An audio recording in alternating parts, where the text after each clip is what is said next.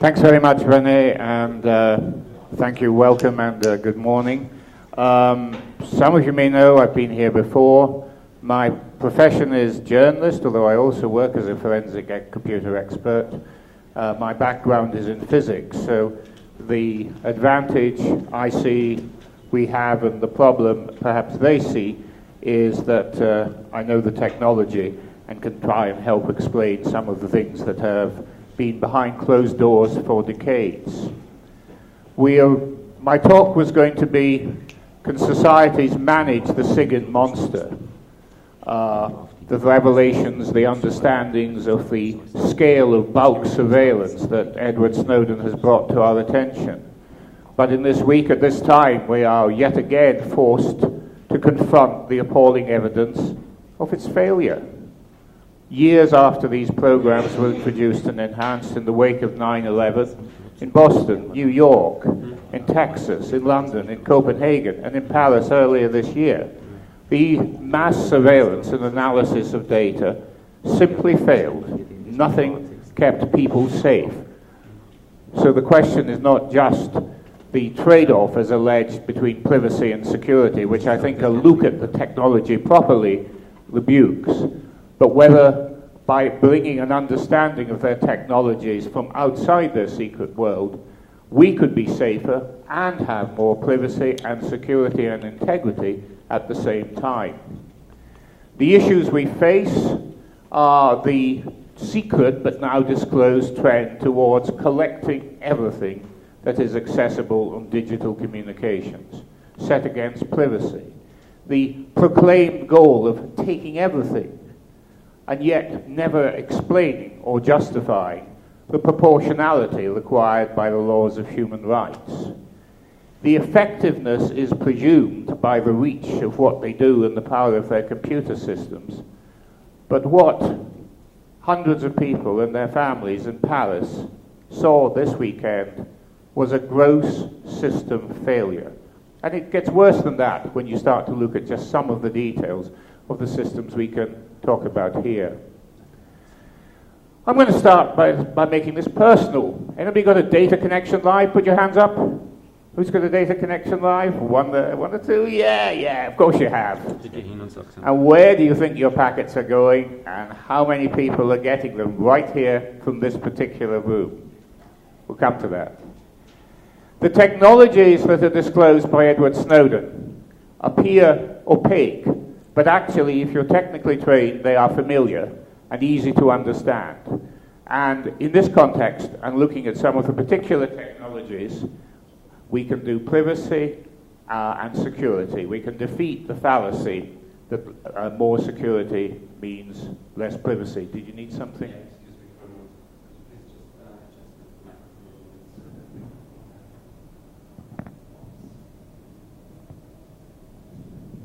We're aiming for the plop-free zone. Okay, where your packets go. In a conference like this, you're kind of familiar with some of the systems that people can be using and may be using, and I don't know if there's a wall of sheep here. There was one time before. There will be in the future. But it doesn't just stop there, because a few streets, literally 3 streets from here, there's some rather extraordinary equipment which may very well, very likely be collecting on the packets that you in the audience with your live data connections are sending and receiving. That site that we're pointing to from the hotel is Jorgasse 12. It's the embassy of the United Kingdom. And on the roof of it is kind of an odd piece of architecture. This is a so-called rooftop maintenance shed. You can see the television cameras guarding it. You can't see the barbed wire. What you're looking at is a dielectric cage. These white panels are opaque, of course, to light, but transparent to microwaves, Wi-Fi, the whole range of radio frequencies. And inside, burning electricity like you've never seen, except in a big computer center, is massive collection and surveillance equipment. We've never got proper pictures inside those except through infrared in Berlin one time. That was spectacular. But what you've got is there essentially is phased arrays trying to take a focus on any Wi-Fi that's in range on the whole of the GSM spectrum and GPRS, and systematically analyze it through floors of processing equipment which sit usually directly below the collectors. This type of system, which has been exposed a year or two in some of the Snowden papers, is a scanner to do signal recognition and acquisition across the entire arc, the entire globe of what can be seen from these huts. And what they boast, the organization SCS, is the Special Collection Service. It's the American end of the collaboration. Particularly draw your attention to the middle button there, the signal access for collection, exfil and infill, exfiltration and infiltration, microwave Wi-Fi, microwave WiMAX, GSM, CDMA, and of course all the familiar technologies. If it's being transported at UHF, VHF, at microwave, they have a collection system, not just to take, but potentially to inject, also to manage listening devices which may be powered by radio frequency beams. And on the other side of the Danube, that's just that way as opposed to that way, funnily enough, there's another tower. This one sits at Wagramer Strasse. It's part of the International City. Credit to Erich Muckel, a journalist for ORF, for exposing this one. It literally sits on top of the United Nations International Atomic Energy Authority, which is the white building just to the left of the big tower. And right on top of it, you have a funny little shed right there. That's a picture we just took a couple of days ago after they rebranded it. It's a little hard to see against the background, but the shed is still there, virtually in identical form to what's 3 streets away. Have a look at lunchtime, if you like. There's another more exact picture of the shed taken from a similar building. These are all part of a system called Stateroom, run by the Special Collection Service. And according to American documents leaked by Snowden, Stateroom sites are covert Sigint, that's signal intelligence, collection sites located in diplomatic facilities abroad. They are covert, and their true mission is not known by the majority of the diplomatic staff at the facility to which they are assigned. It goes on to say just exactly what we've been looking at. The collection equipment is located so as not to reveal the Sigint activity. For example, it says, down in the bottom line, antennas are sometimes hidden in false architectural features or roof maintenance sheds. Well, we've seen that. We should also mention, it's completely illegal, bizarrely enough, or ironically enough, under the Vienna Convention. But of course it happens. Another shed. We're not finished. The US Embassy in Bootsmanngasse, looking incongruous above the 19th century architecture. You're collecting from there. Same profile. And this one, which was an early exposure in the Snowden documents. This time you're looking at the false architectural features. The windows in this Victorian villa, which aren't windows anymore, providing facades behind which the collection equipment can be concealed. This particular site was listed along with the Vienna Embassy in a top-secret Snowden document showing the whole range of collection around the world, from satellites, from large cable accesses, from some 50,000 so-called implants at that time, that's malware, on infected and attacked host computers spread around the world, with the target of going to literally millions of computers with implants or malware, all answering back to the intelligence networks. They talk about this as points of presence, just as you would talk about an internet of point of presence. But their points of presence are for getting to cell phones, to transport systems, to any target that's within range, and planting or implanting security compromises if the vulnerability is there to exploit. This is one of the results of a survey. Again, all these top secret slides are from Snowden. This is a radio frequency survey. Which cell phones cell towers can we get? Which microwave links do we see from our site? Let's go there. And of course, this is not just an enterprise that is carried out by English-speaking countries. As it happens, as you sit here, if your signal is being taken by the British, as it passes over to their listening point, which you could virtually see from the window if you were a little higher, it's passing straight through the space above, first the Russian embassy, and then the Chinese embassy. And apart from the citizens and organizations of Vienna, no doubt they have a lot of fun bugging the hell out of each other, or trying to. The villa in the northwest of Vienna was the subject of demonstrations. A lot of green activists went to take pictures after the Americans tried to stop that happening. Another area where we'll find sheds is in Athens, Greece. And these particular sheds played a significant role in events a decade or so ago, which led directly to the death of a telecommunications engineer involved in the Vodafone network. And if you want to hear how the sheds link to that unexplained death, James Bamford, the famous long-standing NSA author, is right here with us in the front row and is going to be giving the next talk on that very subject. That is an example of what they call effects. The real world is affected. These are not theoretical games when they try and compromise communications and computer systems. They're trying to do stuff as well. Not stuff that may work for the kind of purposes that would have served the people of Paris. And it's not just the English-speaking countries. Another slide here from the Foreign Collaboration Organization of the NSA, its Foreign Affairs Directorate, lists 35 third-party countries which are communicating with and intercepting cables, satellites, local signals, and trading them with NSA. Within such a country, Austria is one of the partners. Austria's participation is massive on the available physical evidence.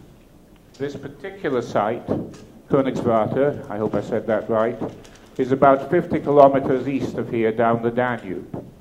In the Cold War years, first in secret, it listened across the Iron Curtain. It listened to Slovakia and to the cities which are just too visible in the background of that slide.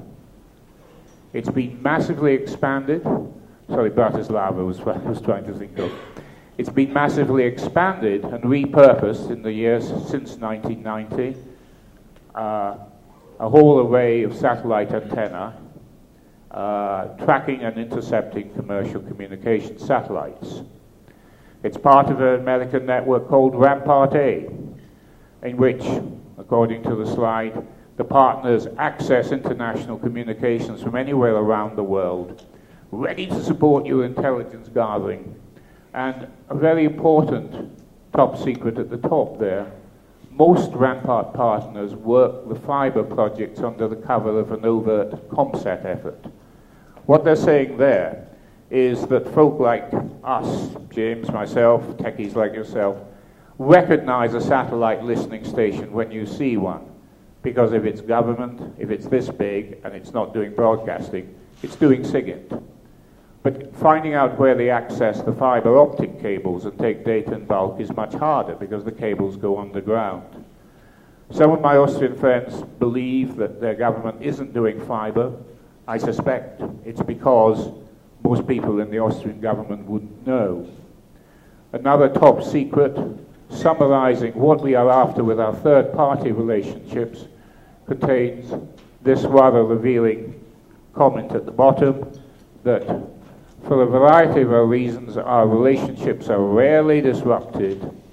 In many of our foreign partners' capitals, few senior officials outside of their defense intelligence apparatus are witting to any Sigint connection to the US or the NSA. NSA might be willing to share advanced techniques in return for a partner's willingness to do something politically risky. So it's a barter place where access to communications, the ability to tap into data trunks, is traded off against something that may advantage local officials.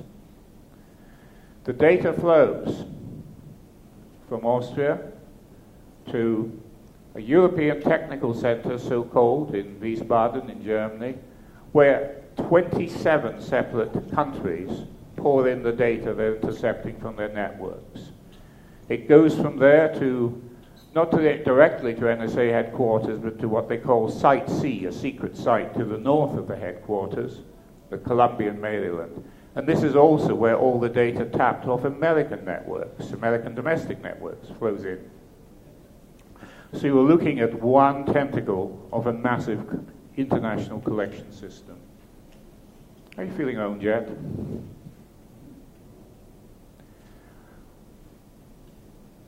What happens next to your data packets? The language used by the signal intelligence agencies can sound like normal English, but it's impossible to understand unless you've worked out the secret dictionary of tradecraft's terms. You have signals intelligence, that's understandable. But a tap, they call a probe. If they're monitoring it, they call it touching. Enabling, a very, very gentle word, specifically means breaking cryptographic protection. Shaping, again, traffic shaping sounds like optimal shaping, but in fact in this context, it means misdirecting traffic, for example, by BGP attacks, so that the data flows which are of particular interest are flowing right past where their monitors are. Some that you've come across more familiarly are tailoring, as in tailored access operations, or TAO. That is hacking. That is the whole process of hacking and implanting malware, setting up remote access points and exfiltrating mass data. Implant is their name for malware. Normally extremely sophisticated, advanced, persistent threats with many modular aspects to be added in, taken out, self-destructive capabilities, the sort of things that have just started to be seen by guys like yourselves in the last 3 or 4 years. The whole process of attacking and getting in is computer network exploitation. They don't ever use the words like hacking in their documents. And then, most seriously, the effects. This is making something happening. It may be interfering with an organization by sabotaging communications. It may be the deliberate physical attack of systems, as was seen with Stuxnet, and is intended and planned by what's sitting around on systems now waiting for instructions for cyber war attacks. The secret language primer in your Techie's Tour's Guide to Inside NSA. A few terms that, again, are actually deeply familiar, but take a long time to work out from the documents. DNI we'd never heard of until the first stories from Snowden, but it means digital network intelligence. It's what they take from the digital networks. Okay, what's that? The most interesting word I found was having to have Mr. Binney, who had been the deputy director of NSA and then left in the month after the 2001 attacks because of the illegal activities. Just explain to me what sessionizer was. It's pretty obvious now, we're familiar with it now, but I can't see the word in big time use in the language. What we'd all heard about was deep packet inspection, or DPI. But inside the agencies which started it, and in the companies which copied the technology to sell DPI in the early noughties, it was sessionizing. And of course, sessionizing is fairly obvious. We build the TCP IP sessions or the other IP sessions once you've taken them off the communication system. What do you build them into? Again, I think this slide is the first time anybody's worked out what this fundamental unit of a stolen data stream is. And it's a very simple word. It's atom. That's what they call it. They rebuild a packet stream, get it all in place, and it's an atom. And according to the Snowden papers, tens or hundreds of billions of those are being taken from the global collection systems every hour. Once it's rebuilt, this is from another document that you can see down there, a secret document.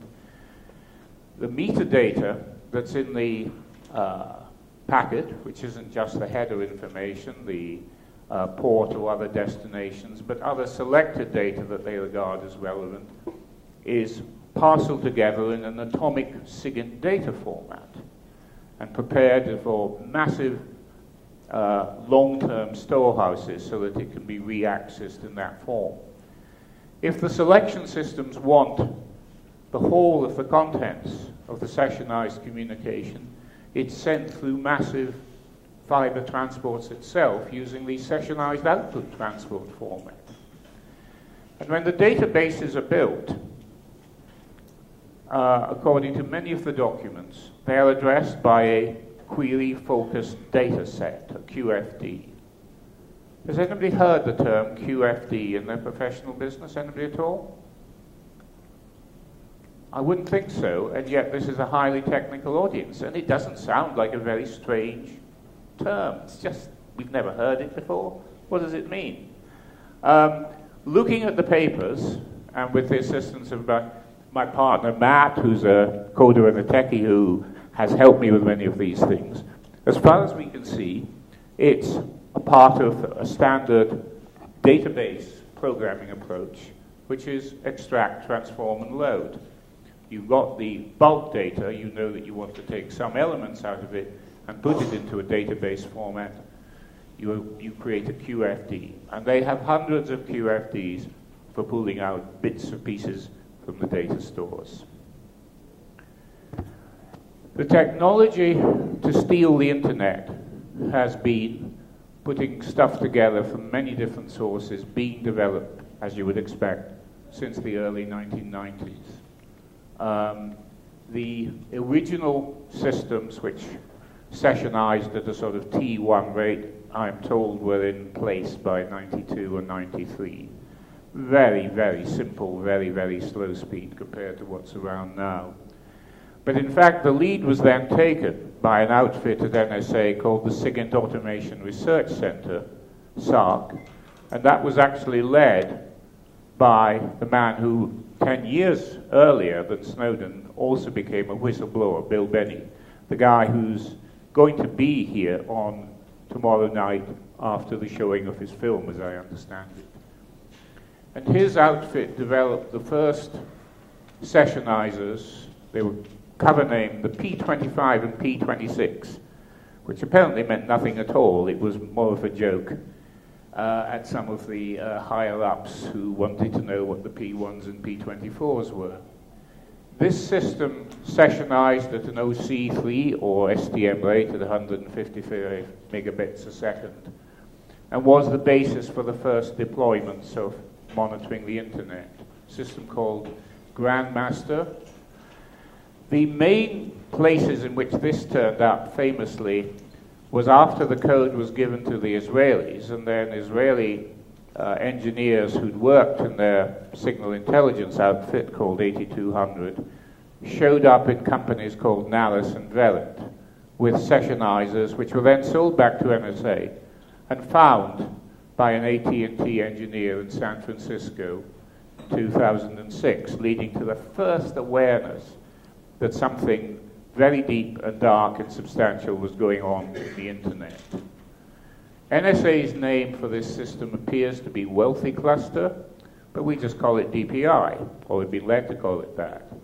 And by 2006, the data rates had gone up to OC48, 2.5 gigabits per second. The first American NSA attempts to develop big technologies were confounded by overreach, something that Jim Bamford knows a lot and has written about. a program called Trailblazer fell into the ground, so that it wasn't until 5 or 6 years after 9/11 that large-scale systems were deployed under the general program name of Turbulence, of which something called Turmoil was the passive surveillance system. But Turbulence also includes substantial components for automatically surveying intercepted signals, these packets, these atoms, and their formats, spotting vulnerabilities. And if the one end of that IP connection is a target, connecting to malware servers and looking for ways to attack, including by exploiting direct access to the transport pathways to inject packets and pages to send back in response to, say, Facebook or LinkedIn pages, but containing the infectious payload. By automating that process, according to some of the documents, the number of infected computers globally was by now targeted to have gone into the millions from the mere tens of thousands in 2010. Also by 2010, the data rates of the sessionizers had gone up to 10 gigabits per second, OC192, with aspirations to be able to track data 10 times harder than new optical fibers at 100 gigabits per second. Sessionizing is what you would expect it to be, what you would understand it to be from the ISO model, dropping in just above the transport layer and seeing what you can get. This is a secret diagram showing the processes, and again, they're not rocket science. If you handle the packets, if you handle IP, this stuff makes complete sense. And yet, it's completely obscured by the arcane language of tradecraft and the secrecy behind which it was concealed. You demodulate, you demultiplex. If in your multiplex early on you spot that it's an IKE exchange, it's an SSL protected and encapsulated communication, it's sent down to the automatic decryption systems, either on site or in remote facilities over high-speed trunks, and then re-injected into the packet system by a wealthy cluster, you see the name there, or turmoil, packetized and sessionized.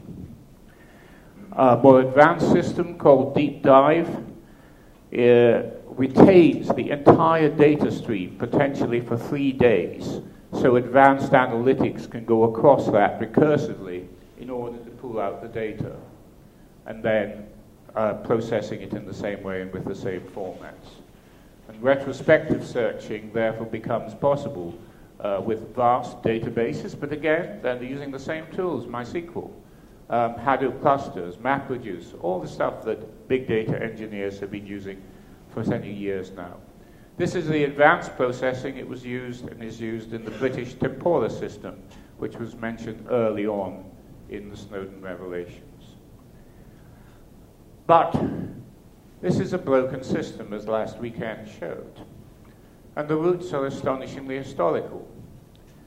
My best known work in this area was bringing to attention Project Echelon, which was the 1960s project to start collecting from all the communication satellites, where decades before the internet, the methods of transmission are analog or telegraph. And these are some documents, again from Snowden, again top secret, which I was able to publish this summer in the Intercept magazine, confirming that Echelon was exactly what I described it as in 1988. That was most gratifying, a program for intercepting, you can see it there, to collect and process Intelsat communications during the height of the Cold War.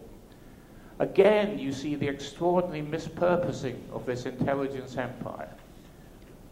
The Cold War was a serious existential threat to the planet, and yet NSA and the British were planning to collect against the civilian communication satellites of the West that didn't carry any Warsaw Pact communications. Perhaps you begin to see how the management and nature of this enterprise leads to demands for the surrender of privacy and security, and yet, as we saw, fails to provide it. The basic system by which the collection from satellites was done, which again, James and I were hearing about years ago, was called the dictionary. But what's the dictionary? Now it turns out it's a system called cadence. And it's described here as a strong selection tasking tool dating back to the days of telegraphy. Yes, we've just gone from satellites to telegraphs to this chap. The FIS table is, I think, the forward instruction table. So they're saying, in effect, imagine you're this chap reading the telegraph symbol, you see something of interesting, you say, that word, it matters, I'm going to forward it to somebody. Now again, we can understand this stuff. It's simple enough in technical terms, but what does it do? It's used in the X-key score system, which is the massive data ingestion tool for the intercepted internet signals we're talking about. So you're now seeing that a principal tool used to analyze data at 10 or 100 gigabits per second is something which is contextually extremely simple, actually rather backward, and dates back to the days of telegraphy. Massive amount of information, incompetent tools, focus on stealing everybody's data, and then not being able to do the job because of that. These are the components you can see organizationally, and perhaps you can also see them technically and contribute to their understanding. Here is part of the manuals published last summer for OPA, again, top secret of course, the X-key score system, which is, frankly, basically a Google of the atoms of your data communications and our data communications around the internet in the familiar ways. You want to do a real expression search? No problem. You want to write a bit of C++? No problem. Write a fingerprint. Anything and everything you like to grab any pattern of data is supported. But once again, we find, and you can see some of the Linux data structures there, the Chrome tab and so on. It contains the master and slave, and then the dictionary files. And once again, we've got cadence and the FIS tables from 50 years ago, still at the heart of this data processing system. There, on another X-key score program, just maybe 3 lines down under admin are some of the things you can do. And one of them I think is rather important. Under computer resources, input directory, and then category throttle. Now this word comes up again and again in a number of papers. And what they're actually talking about is the Alta Vista Google OFAC problem. How do I reduce the number of hits I get? They've got this problem big time. They scaled up a technology from, I don't really want to say it again, the day of telegraphy, but that's what it is. The earliest and most broken form. It sits at the center of the processing systems. And what do they find they have to do? They have to switch off what they take from their searches every day because it overloads their own systems, sometimes massively. Here's a top secret 2011, an examination into the content collected by SSO, that Special Sources Organization, that's the outfit that goes into the fiber cables, revealed that a significant portion of collection was repetitive, better placed in meter repositories, and of little intelligence value. You give them big data, they screw up big time. And you can see there some of the explanations for why it wasn't working, why they had to shut it down. Here's another one. If an analyst needs to find all the people in Kabul performing web searches on jihad, how could this be done? Tasking the term jihad in cadence would result in voluminous collect as the keyword hits on every news, web page, blog entry, RSS feed. This is 2011. These are the smart folk of the biggest intelligence agency in the world, and they're just learning what we all knew 10 years previously. Here is another answer to the problem, the DNI throttle, brought in, and these are complicated reference to different cable tapping sites in third-party countries, but they're basically saying, We can't handle it anymore. They're busy building a massive data store out in Utah, in the center of the United States, to store a database called Pinwhale, which is essentially these atoms of internet thing, and yet they can't handle the data. And these are limitations from a particular slide under the DNI throttle heading. Here is how, if you're a programmer of X-key score, you implement the throttle. It's not very sophisticated. You just turn the category throttle parameter to true, and it's going to shut down all these nusential extra communications that you're gathering, which might, of course, have been the relevant ones. So you're looking at a highly not fit for purpose site, but boy, do they like what they can do. They tamper with the routing tables of the internet to send the data flows past where they want to. BGP protocols of attack are one of the ways, but sometimes, such as in America where they have direct access to the carriers, the rerouting instructions can be issued by legitimate communications providers. They are targeting to get inside networks and secure systems above all, because that is what they seem to hate most of all. Anything that they can't get to is their biggest target.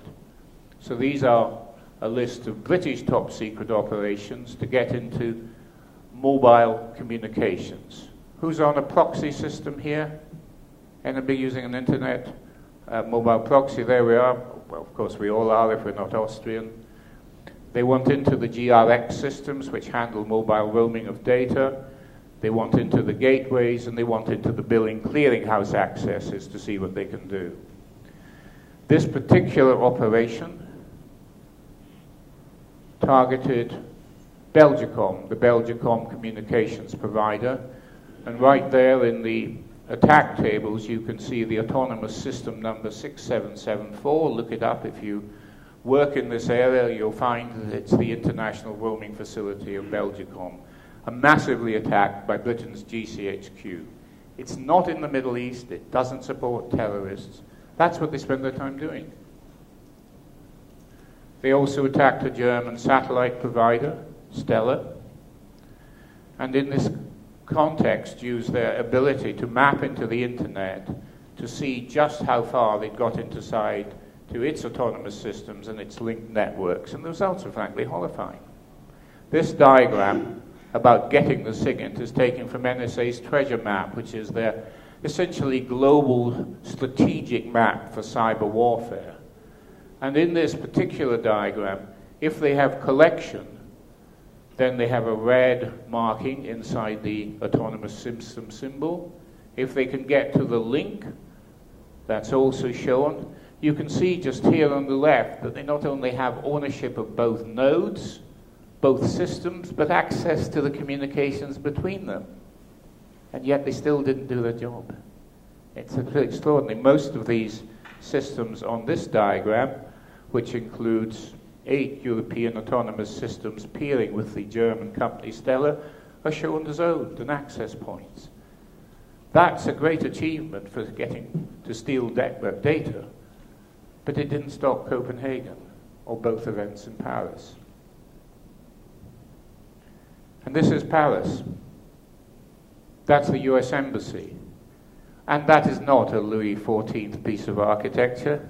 It's another damn embassy shed, painted to look like the windows were put there in Victorian times. This massive structure sits at the bottom of the Champs-Élysées. It's got a wonderful line of sight to the presidents.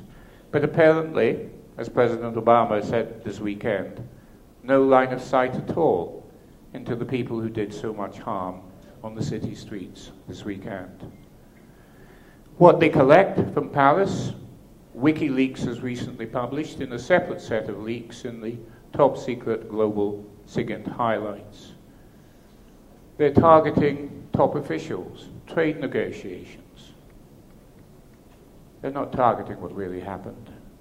They're not able or interested or competent to do anything about it. Just last night, while I was putting this talk together, another Snowden document was deployed in Venezuela, where it turns out that once again another set of embassy sheds is targeting not terrorists, Venezuela's petroleum company and its activities. The end point of this talk, which perhaps Mr. Binney will be able to pick up if he's got time tomorrow night, is that by going for data at scale, on the evidence of our history in Europe in the last 10 years, including 9/11, their hubris, their overreach, their satisfaction that they are so clever that nobody but us can benefit from or exploit the security breaks, the one days that they keep secret, has dramatically failed. And in this document, you start, and it's what I would invite you to reflect on, think about, bring to your practice or bring to your politics. They go back to the technologies that were being developed in the late 90s for the internet. Mr. Binney will talk about them. They were highly selective.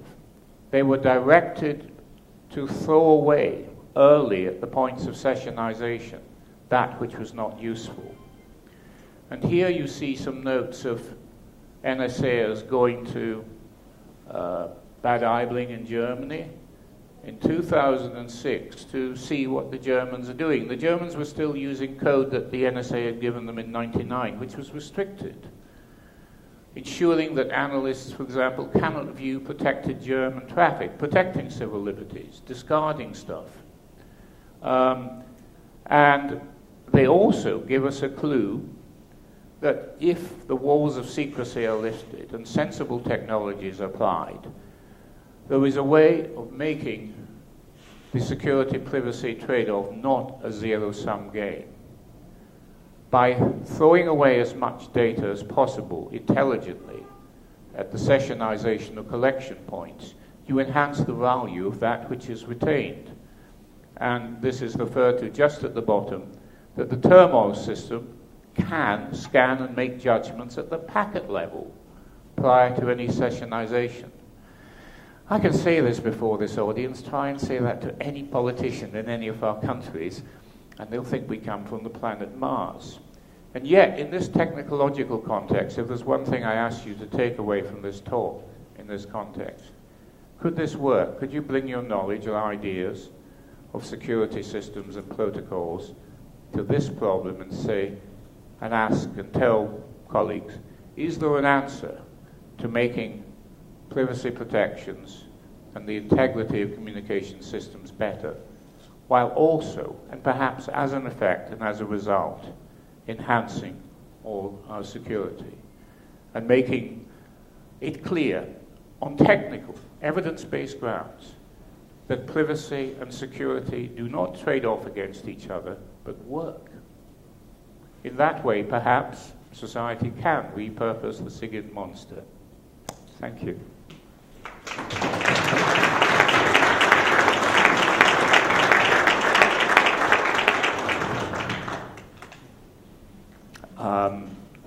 I'm in the hands of René, but I think we have 7 to 10 minutes before the next talks. I think we have time for questions, if there are any.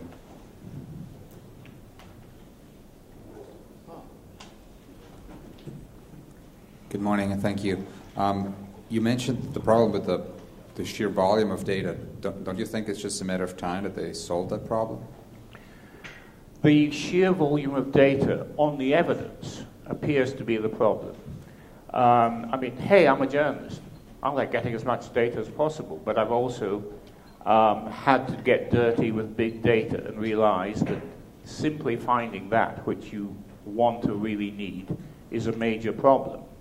I don't think there's any straight or simple answer to this, but the over-collection of data, the overreach, and the investment in these systems are what seems to have failed.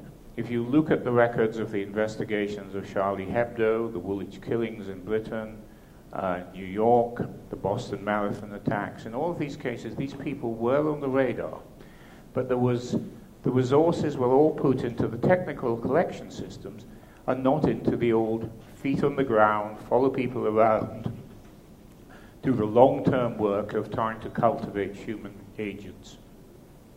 So the evidence-based lesson of the year since 9/11 is not necessarily what you would predict, but it does appear to be the evidence that the collection of big data doesn't work.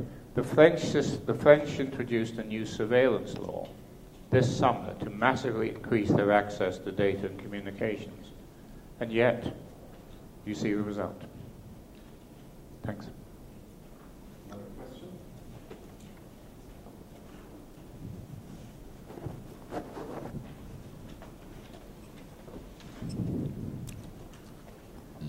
Hi.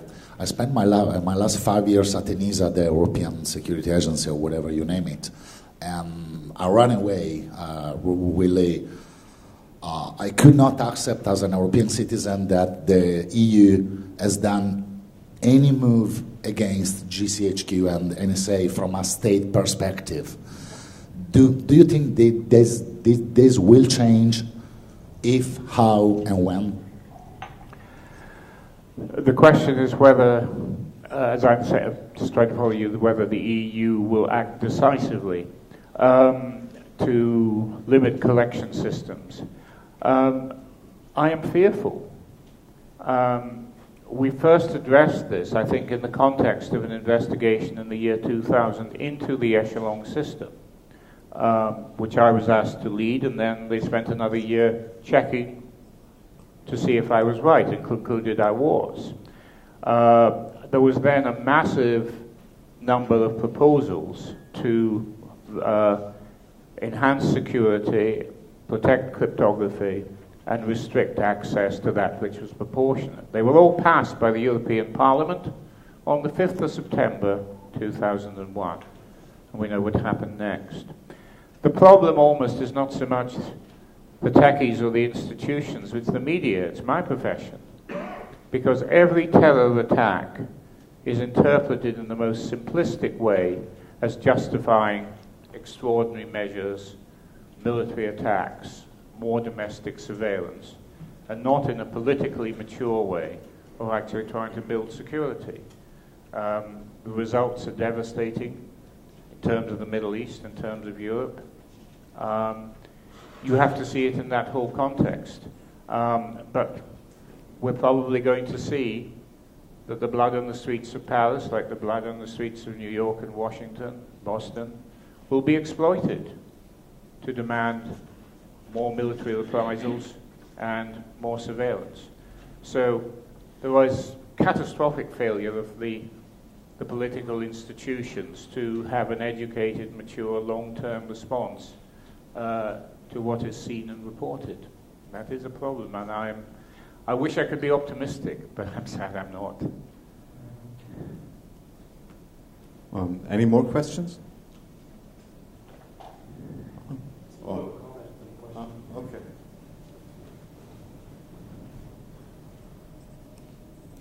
Thank you for that. To your last point, the French are actually trying to pass constitutional changes to give them more rights to invade privacy, so it's a little bit harsher than just asking for more weapons. The other aspect is that, it's more of a comment, probably a question, but technology has made it just easier to do this, right? This has been going on for centuries. There is no, we're not learning from history because, one classic example, in light of the French incidents, but Louis XIV built Versailles so that he could put everybody into Versailles and spy on them as he saw fit, right? So, we're not really introducing any new concepts. We just made it easier because of the technology. Yeah, I very strongly agree with that sympathy. There's nothing, that sentiment, there's nothing new in history.